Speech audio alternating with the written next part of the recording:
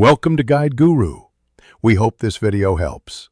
You begin by confirming the app supports a separate password or passcode. Open the app settings and look for security, accounts, or privacy. Once done, choose a strong password, 12 or more characters with letters, numbers, and symbols. Then prepare it in a temporary secure note.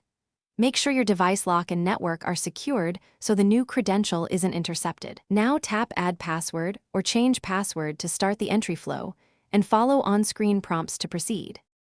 Once you're in the Change Password flow, enter your current password if requested, then type the new password twice to confirm accuracy.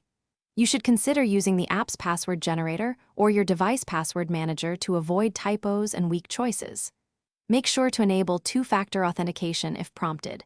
Verify using the email link, SMS code, or Authenticator app code. If the app asks to reauthorize devices, review them and revoke any unknown sessions before finishing to protect your account. Finish by saving backup or recovery codes and updating your password manager so you won't lose access. Once complete, sign out of other devices if the app suggests it, and then re-log in to confirm everything syncs properly. If the change fails, check simple issues first: caps lock, keyboard language, network connectivity, and whether the new password meets the app's complexity and length rules. If problems persist, restart the app, try a different network, or use the app's account recovery flow to regain control. Thanks for watching.